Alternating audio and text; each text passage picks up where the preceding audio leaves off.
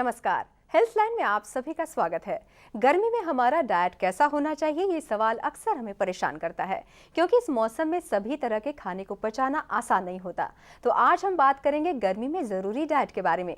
गर्मियों में पाचन तंत्र कमजोर होने से खाना पचता नहीं, इसलिए खान पान का खास ख्याल रखना ज्यादा जरूरी हो जाता है, नहीं तो अपच, डिहाइड्रेशन, पेट खराब जैसी समस्याओं का सामना करना पड़ सकता है।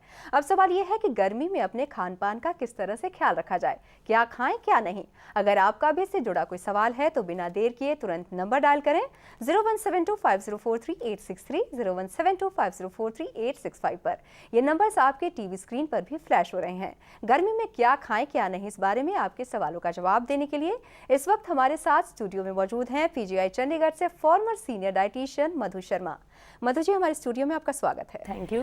मधु जी, गर्मी बढ़ रही है बहुत ज्यादा और इस वक्त जो भी खाया जाए उसको पचाना उतना आसान नहीं होता है। तो इस वक्त चिंता ये है कि क्या खाया जाए क्या नहीं खाया जाए, ये हर इंसान के दिमाग में चलता रहता है। तो सबसे पहले ये कि समर्स में डाइट से जुड़ी हुई किस तरह की समस्या देखने को मिलती है? डाइट से जुड़ी हुई मेन आपको मालूम है कि जब जो हम खाते हैं वो हमारा सीधा संबंध उसका जो फर्स्ट जो हमारा फॉलो करते हैं राइट फ्रॉम खाने माउथ से ओरली लेते हैं वो पेट में जाता है जी। तो मेनली जो समस्याएं हैं वो आपके पेट से जुड़ी हुई होती हैं, जो कि इन्फेक्शंस हो जाते हैं, बदहजमी हो जाती है। और कई बार इन्फेक्शंस होते हैं क्योंकि वो खाने, ये नहीं कि खाना ऐसा बुरा नहीं है, पर जिस रूप में वो रखा गया है, जिस कंडीशन में वो स्टोर किया गया है, या उसकी जो प्रिपरेशन का तरीका है वो जो है कई बार, या जो सोर्स ऑफ जो फूड हम जहाँ कहीं से भी कोई अपनी रॉ मटेरियल्स लेते हैं, अगर वो सही नहीं होंगी, वो अगर ओवरराइप होंगी सब्जियां वगैरह, या वो क्लीन नहीं होंगी, हाइजीनिक सोर्सेज नहीं होंगी, इनकी हैंडलिंग ठीक नहीं होगी, तो वो सारे जो हैं कॉज बन जाते हैं हमारे इंडाइजेशन के लिए, इन्फेक्शंस के लिए। और समर्स में क्योंकि बैक्टीरिया जो है वो ज़्यादा उसकी जो टेम्परेचर बैक्टीरिया को पनपने के लिए बहुत आइडियल होता है जी। तो वो और जल्दी ये बीमारियों के हम शिकार हो सकते हैं। और ख़ासकर वो लोग जो बच्चे हैं जिनकी इम्यूनिटी कम होती है जी। तो वो हो गए, बच्चे हैं, बूढ़े हैं, ये दोनों ही थोड़े से इम्यूनो कॉम्प्रोमाइज जिनको कहते हैं कि उनकी इम्यूनिटी अंदर से बाहरी बीमारियों से या कीटाणुओं से लड़ने कम हो जाती है, तो वो उसको नहीं टॉलरेट कर सकते। जिनकी इम्यूनिटी थोड़ी बहुत अच्छी होगी, अब ये तो नहीं है कि सारे जो खाते हैं वो हम बाहर खाते हैं बीमार हो जाते हैं, अगर इम्यूनिटी अच्छी है तो हम बच सकते हैं। पर लॉन्ग रन में ये होना चाहिए कि जो भी, चाहे इम्यूनिटी अच्छी भी हो तो भी जो प्रिकॉशंस लेना, किस तरह का खाना खाएं, कहाँ का सोर्स हो, कैसी हैंडलिंग हो, ये सारी चीज़ों का अगर हम थोड़ा सा ध्यान रखें और तब आगे बढ़ें तो हम काफ़ी बीमारियों से बच सकते हैं। जी जी। हाँ। इन्फेक्शंस की भी समस्याएं बहुत देखने को मिलती है गर्मी में, वो भी डाइट से जुड़ी हुई। हाँ जी। तो वो क्या होती है? मोस्टली इन्फेक्शंस के हैं आपके डायरियास सबसे ज़्यादा होते हैं, बदहजमी बोलते हैं, गैस हो जाती है, कई कहते हैं एसिडिटी होती है, गैस हो गई। जो इन्फेक्शंस हैं उसमें खासकर बच्चों में पानी का एक मेन सोर्स होता है, अगर पानी की सप्लाई आपका ठीक नहीं है। और उसके अलावा जो आपका दूध एक मेन सोर्स ऑफ इन्फेक्शन है कि हम किस तरह से दूध का यूज़ करते हैं, किस कंडीशन में रखा जाता है। अब यहाँ पे मैं एक बात बताना चाहूँगी कि दूध जो है एक बहुत बड़ा ज़रिया है इन्फेक्शंस कॉज करने का। और किसी टाइम पे बहुत, अब आजकल के मॉडर्न ज़माने में तो इतना नहीं है क्योंकि हम लोगों के लाइफ वे ऑफ लिविंग बहुत इम्प्रूव हो गया है, पर पहले टीबी एक ऐसी बीमारी थी जो कि दूध के सोर्स से डायरेक्टली जुड़ी हुई थी। क्योंकि उसमें क्या है कि कई बार जो पशु हैं जहाँ से हम डायरेक्टली अब सोर्स से जाएं वहाँ से दूध लेते हैं, और फिर जो दूध वाले हैं जो आगे बांटते हैं, कई बार पशु जो हैं वो हाइजीनिक नहीं, उनको इन्फेक्शंस हैं, वो उनकी देखभाल ठीक से नहीं की जाती है, वो खुद ही बीमार हैं, तो वो वहाँ से सोर्स गया आपका दूध का। फिर वो जो बेचने आते हैं दूध, वो किस तरह से उसको पानी मिलाते हैं, कहाँ कहाँ पानी मिलाते हैं, और किस तरह का पानी, सोर्स ऑफ जो उनका पानी का सोर्स है वो किस तरह का होता है। और अगर पानी नहीं भी मिलाते हैं तो उसमें जब तक अपने यहाँ से शुरू करते हैं देना, कलेक्ट करते हैं, और जब तक वो बांटते हैं तो वो टेम्परेचर कितने, गर्मियों में तो एकदम से सुबह काफ़ी टेम्परेचर हाई हो जाता है, वो आइडियल मीडिया होता है बैक्टीरिया पनपने के लिए। तो उसमें क्या है कि कोई उसकी ट्रीटमेंट नहीं होती, जैसे ही दूध निकलता है उसी रूप में वो स्टोर किया जाता है उनके कैंस में, और वहीं से वो निकलते हैं साइकिलों पे या अपने जो भी व्हीकल्स में, और वो बांटना शुरू करते हैं, और लेट 10 बजे तक उनका चलता रहता है। उस दौरान बैक्टीरिया पनपने की संभावनाएं ज़्यादा होती हैं। जी। उसके दौरान आपने नोट किया होगा कि जो दूध वाले जनरली साइकिलों पे आते हैं तो वो सुबह के निकले हुए हैं, कहीं उनको भूख लगती है, प्यास लगती है, वो अपने आप को रिलीव करते हैं। वो उनके हाथ वो ग्लव्स तो पहनते नहीं है, जो वो उसमें से निकालते हैं, डब्बों में से दूध निकालते हैं, उसको अदला बदली करते हैं, तो उसमें जो उनके अपने हाथों के जो है इन्फेक्शंस जो हैं वो जो है वो पास ऑन होते हैं। और वही दूध हम एक बार लेते हैं, ज़रूर गर्म करते हैं, उबालते हैं, पर हम एक ही बार उबालते हैं। कई बार उतने उबालने से वो जो बैक्टीरिया है कई बार वो नहीं जाती जी। और उसकी वजह से और वो फिर बाहर पड़ा रहता है, फिर उसको फ्रिज में रखते हैं, कई बार फ्रिज में रख के फिर निकाल के बाहर पड़ा रह गया, किसी ने अंदर नहीं रखा, पर वो ख़राब नहीं होता है, उसका टेस्ट शायद ख़राब ना हो, फटे ना, पर बैक्टीरियल ग्रोथ जो है वो शुरू हो जाती है। तो उसका तरीका यही है कि पास्चराइज्ड जो दूध हैं वो आजकल सब जगह मिल जाते हैं और गवर्नमेंट डेयरीज हैं जहाँ पे वेरका वगैरह जैसी हैं, इनकी जो हर एक स्टेट की अपनी गवर्नमेंट डेयरीज हैं, तो उनसे लेंगे तो वो बहुत ज़्यादा रिलायबल होंगे। उनका जो आपका ग्रेडिंग ऑफ फैट वगैरह जो आजकल बहुत कॉन्शियस भी लोग हो गए हैं कि किस तरह का कि fat high fat low fat का हो, तो जिस प्रकार का दूध चाहिए वो ग्रेडिंग अलग अलग हैं और वो सबसे सेफ़ है जी, प्रोवाइडेड कि वो भी अब पैकेट पास एक बार तो पास्चराइज होते हैं, उनको भी जब आप घर लाते हैं तो एक बार उबालना पड़ता है क्योंकि उनकी शेल्फ लाइफ जो है वो हो जाती है। लेकिन लोगों की ये सोच ये है, धारणा ये है कि जो पैक्ड वाले मिल्क होते हैं वो बेहतर नहीं होते हैं, बेहतर वो होते हैं जो मिल्कमैन घर आकर देकर जाता है। वो गलत धारणा है क्योंकि पैक्ड वाले जो हैं वो कहते हैं पाउडर वाले दूध हैं, पर पाउडर वाले पाउडर भी दूध का कहाँ से आता है? वो भी दूध को ही ड्राई करके पाउडर बनता है, उसी दूध को, वो कोई सिंथेटिक पाउडर तो नहीं है। और जो गवर्नमेंट सोर्सेज से हैं, जैसे मोस्टली जो मैं जानती हूँ, जैसे जो हम सब जानते हैं, ये कलेक्ट करते हैं, एक मिल्क पूल होता है इनका, ये कलेक्ट करते हैं, उनको ग्रेड करते हैं, तो ये सारा प्रॉपर प्रोसेसिंग के अंदर स्टैंडर्डाइज कंडीशंस होती हैं। तो ऐसी बात नहीं है कि ये ठीक नहीं है। और इनफैक्ट कि अगर वो डायरेक्ट सोर्सेज जब आते हैं, जहाँ से भी वो आते हैं, जो ग्वालों से लेते हैं या खुले सोर्सेज लेते हैं, उनकी जो है इस मौसम में जो शेल्फ लाइफ है वो रिलायबल नहीं है। और अगर उसको हम नहीं केयरफुल होते हैं, वो हम यूज़ करते हैं दही में के लिए, किसी और कुछ भी बनाते हैं उसका, तो वो सोर्स ऑफ इन्फेक्शन हो जी जी जी, उससे संक्रमण होने के चांसेस। हमारे साथ मधु जी कुछ कॉलर भी जुड़ गए हैं इस वक्त, देखते हैं उनका सवाल क्या है। हेलो जी, हेलो। हाँ जी, आप अपना नाम बताइए और आप कहाँ से बोल रहे हैं? जी, हम बोल रहे हैं बिहार से, फूल मोहम्मद। जी फूल मोहम्मद जी, आप क्या जानना चाहते हैं? जानना ही चाह रहे हैं कि हम लोगों को धूप में निकलने से पहले क्या क्या जो है सावधानियां बरतनी चाहिए। जी, दूध निकलने से पहले उनका कहना है कि धूप में निकलने से पहले क्या करना चाहिए? धूप में निकलने से पहले तो आप किस टाइम पे जिस टाइम भी, चाहे वो सुबह का टाइम हो चाहे वो शाम का हो, आप घर से ठंडा पानी पी के ज़रूर चलिए। क्योंकि आपकी जनरली क्या होता है कि जब हम गर्मी में बाहर निकलते हैं पसीना तो आता ही है, उस पसीने के साथ हमारे शरीर में जो पानी है, पानी में जो सॉल्ट्स होते हैं, इलेक्ट्रोलाइट्स जिनको कहते हैं, वो नमक वगैरह उनके लॉसेस होने के चांसेस ज़्यादा हैं। तो अगर हमारे पानी की शरीर में कमी होगी तो पहले थकावट हमें महसूस होगी, और अगर हम ज़्यादा दूर जाते हैं या ज़्यादा देर तक बाहर रहते हैं और अगर पानी हमारा रिप्लेस नहीं होता, वो जो है निकलता है, वो उसको अगर वापस नहीं शरीर में आता, तो इन सॉल्ट्स की जो नमक वगैरह की कमी हो जाती है और फिर बेहोशी होना और इस तरह के जो आप बहुत आगे जैसे गर्मियाँ आती हैं, हीट स्ट्रोक बोलते हैं, वो बीमारियाँ इस तरह होती हैं। तो पानी सबसे पहला जो प्रिकॉशन है वो लेना है कि पानी पी के निकलिए, कभी भी बिल्कुल खाली पेट ना निकलिए। जी मधु जी, इस वक्त हमारे साथ कुछ और कॉलर भी जुड़ गए हैं, देखते हैं उनका सवाल क्या है। हेलो। हाँ जी मैडम, नमस्कार जी। नमस्कार जी जी, आप अपना नाम बताइए, आप कहाँ से बोल रहे हैं? मैं सुखदेव सिंह बोल रहा हूँ जी, बरनाला से। जी सुखदेव जी, आप अपना सवाल पूछिए। मैं जी ये पूछना चाहता था कि डॉक्टर साहब हैं जो यहाँ पे बीमारियों के माहिर हैं, तो ये न्यूट्रिशन के भी माहिर होते हैं डॉक्टर तो सभी?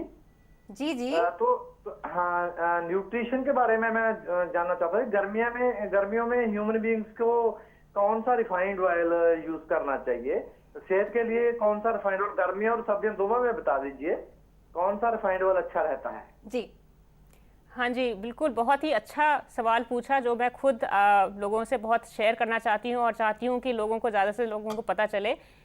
गर्मी और सर्दी में पहली बात कोई फ़र्क नहीं है ऑयल्स यूज़ करने का। ऐसा नहीं है कि गर्मियों में हमारा ऑयल की जो हम यूज़ करें वो बदल जाएगा, सर्दियों में अलग हो जाएगा। और अगर हम कहें कि ये वाला एक ऑयल ठीक है दूसरा ठीक नहीं है, तो वो भी कहना गलत होगा, क्योंकि अगर आपको थोड़ा बहुत आइडिया होगा कि ऑयल जो फैट्स हैं सैचुरेटेड 3 तरह के होते हैं, सैचुरेटेड, अनसैचुरेटेड और जो पॉलीअनसैचुरेटेड और जो मोनो अनसैचुरेटेड, ये होते हैं कि कितनी वो जमते हैं रूम टेम्परेचर में। जैसे जमने वाले जो ऑयल्स होते हैं वो थोड़े से भारी होते हैं या जो हार्ट के लिए इतने अच्छे नहीं होते। फिर जो रिफाइंड वाले हैं, जब मस्टर्ड हैं, इस तरह के उनके जो फैट्स हैं वो फैटी एसिड्स से ही बने होते हैं। अब उनकी फैटी एसिड का कॉम्पोजिशन होता है वो हर एक किसी भी ऑयल में एक वो पूरा परफेक्ट नहीं होगा कि एक ऑयल ले लीजिए कि इसमें ये सारी चीज़ें पूरी बैलेंस है, ऐसा कोई ऑयल नहीं है।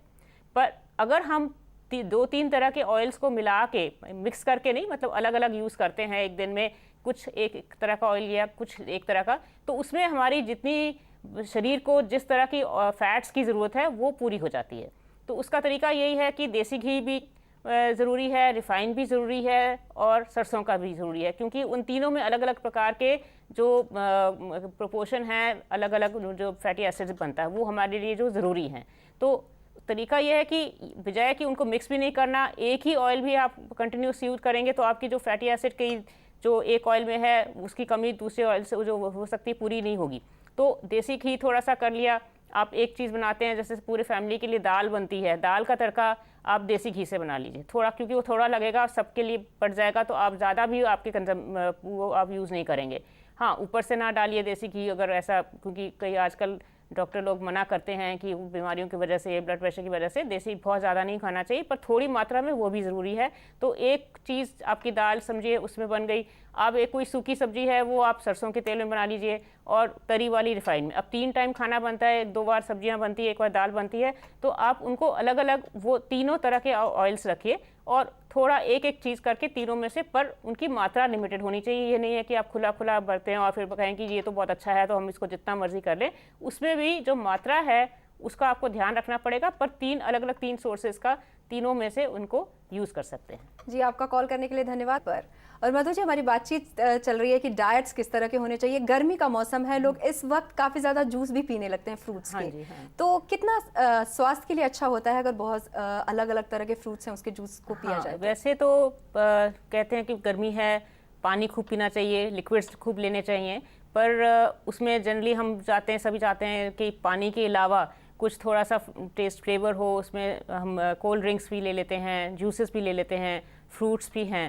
पर एक बात मैं यहाँ बताना चाहूँगी कि जहाँ पानी बहुत ज़रूरी है, पर ये जूसेस जो हैं वो लिक्विड्स ज़रूर हैं, फ्रूट्स से हैं, फ्रूट्स हेल्दी हैं, पर जूसेस हेल्दी नहीं हैं जी, क्योंकि जूसेस जो हैं वो जब वो फ्रूट से हम उनको स्क्वीज़ करके निकालते हैं तो वो पूरी तरह से एक तरह से डीक्लोथ हो जाते हैं एक तरह से जी।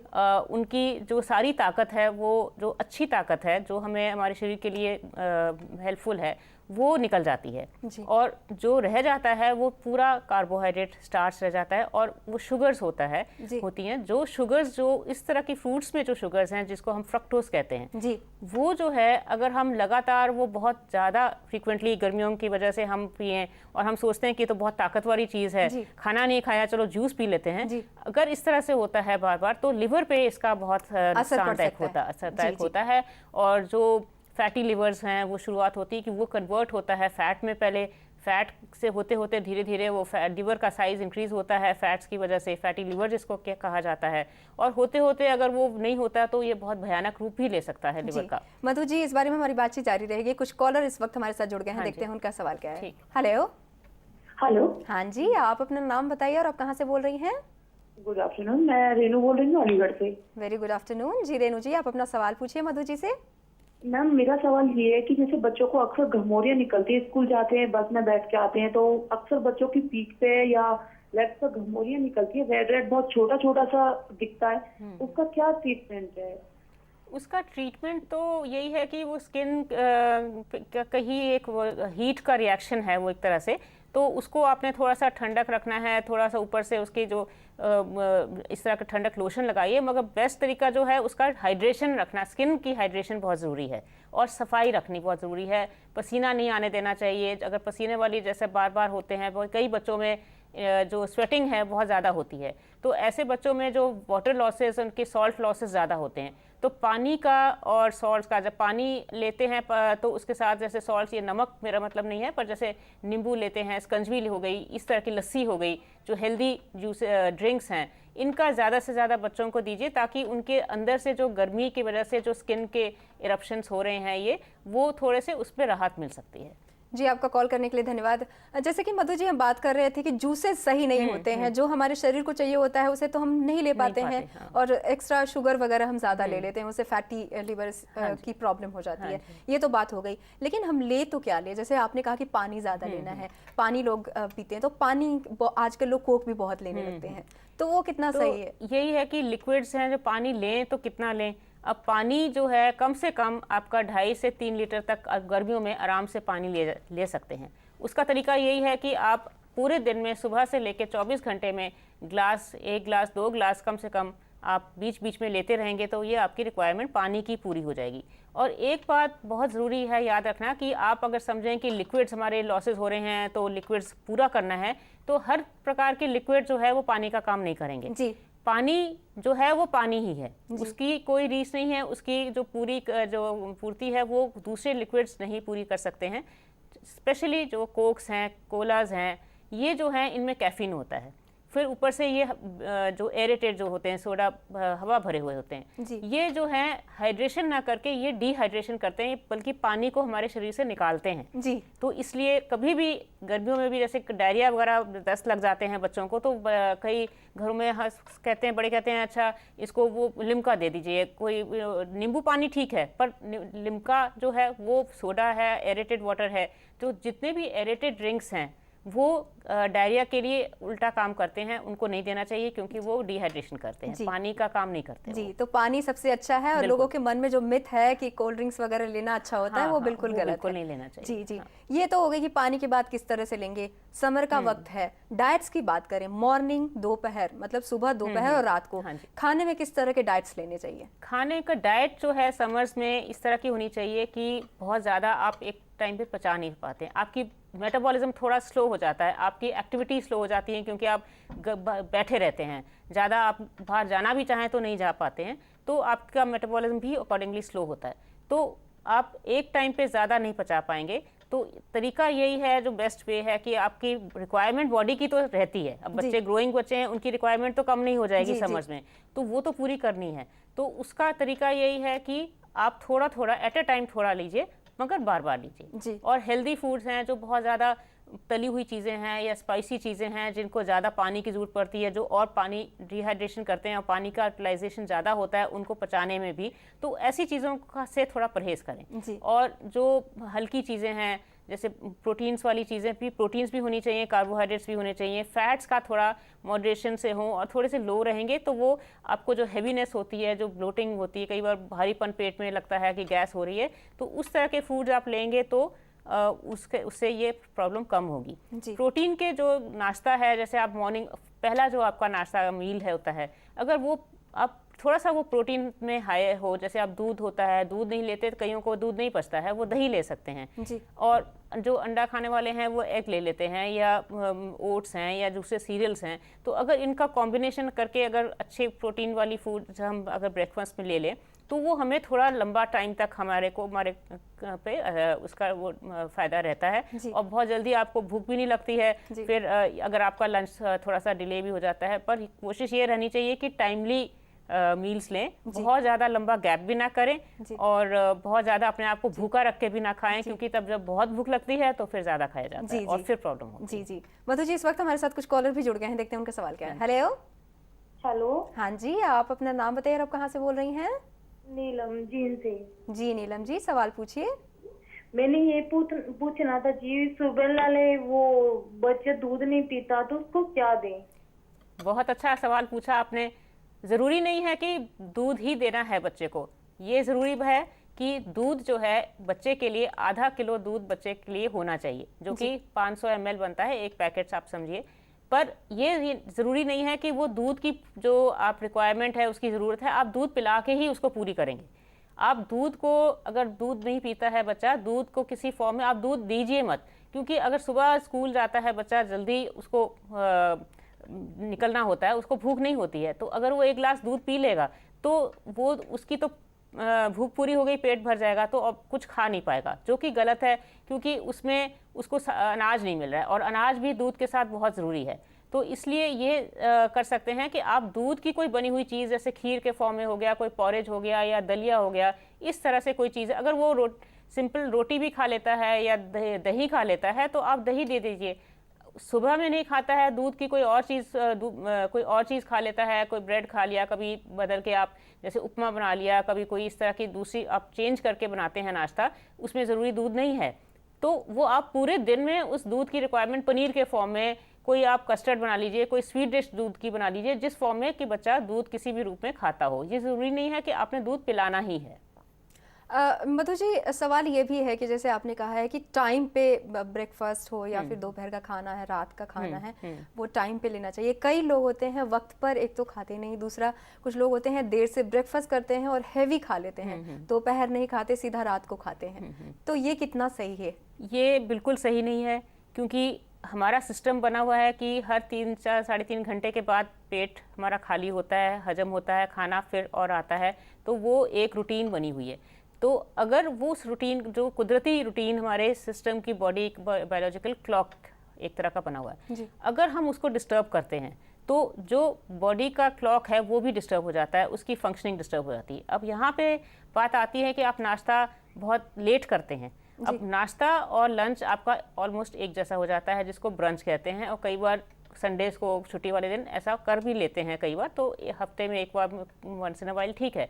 अगर रूटीन आपकी वो बनती है कि आप नाश्ता 10, 11, 12 बजे कर रहे हैं, लंच नहीं कर रहे हैं और फिर रात को लेट खा रहे हैं, तो उसमें आपकी जो बॉडी क्लॉक है, जो डाइजेशन की जो क्लॉक बनी हुई है, वो डिस्टर्ब होती है। आपके जो उसमें जो इंसुलिन पैदा होता है पैनक्रियास से, वो टाइमली जो रिलीज़ होता है खाना पचाने के लिए, वो भी कम ज़्यादा होता है। कभी मिल रहा है खाना उसको पचाने के लिए, कभी उसको काम करना पड़ रहा है, कभी नहीं करना पड़ रहा है, तो वो जो है उसको कन्फ्यूजन हो जाती है एक तरह की। तो वो कभी तो बहुत ज़्यादा खाना पचाने को उसको मिल रहा है, कई बार उसको है ही नहीं, और फिर वो उसमें एसिडिटी भी हो जाती है। ज़्यादा खा लेंगे वो पचेगा नहीं, क्योंकि आपका जो इतना आपके जूसेस हैं वो ज़रूरत से ज़्यादा आपको खाना उस के हिसाब से नहीं है, तो वो फिर प्रॉब्लम्स आती हैं। तो एसिडिटी होना, गैस बनना, और फिर आपका एक लंबा गैप हो जाता है, फिर आप नहीं खाते, तो उसमें आपकी रिक्वायरमेंट्स भी पूरी नहीं होती हैं, और फिर आप नेचुरली वो आपको मोटापा होने के भी उसमें चांसेस हैं। शुगर होने के भी, जो डायबिटीज़ वगैरह हो रही हैं आजकल, ये भी एक मेन कारण है। ये डायबिटीज़ का जो हम इंसिडेंट्स देख रहे हैं बढ़ता हुआ आजकल बच्चों में भी, यंग लोगों में, ये एक मेन कारण जो हमारा रॉन्ग स्टाइल ऑफ ईटिंग है इसकी वजह से। मधु जी, आप हमारे स्टूडियो में आए, समर के समय में किस तरह के डाइट लेना चाहिए उसके बारे में जानकारी दी, आपका बहुत बहुत धन्यवाद। आपका भी धन्यवाद बुलाने के लिए मुझे। जी, बहुत बहुत धन्यवाद। तो ये था गर्मियों में लेने वाले डाइट से संबंधित आज का हमारा हेल्थलाइन कार्यक्रम। उम्मीद है कि आपने आज के इस कार्यक्रम को ध्यान से सुना और देखा होगा, और डाइटिशियन मधु शर्मा के द्वारा दिए गए सुझाव को अब आप अपने ध्यान में रखेंगे, तभी आप स्वस्थ रह पाएंगे। तो कैसा लगा आज का हमारा हेल्थलाइन कार्यक्रम, हमें जरूर लिखें। हमसे संपर्क करने के लिए हमारा ईमेल आईडी नोट करें, healthline@anightnews.com। फिलहाल हेल्थलाइन में बस इतना ही। नमस्कार। खबरों की दुनिया में आइए, हमारे साथ कहीं भी और कभी भी जुड़िए। हम मिलेंगे फेसबुक पर, हम दिखेंगे यूट्यूब पर, हमें फॉलो कीजिए ट्विटर पर। खबरों के साथ बने रहिए रात दिन।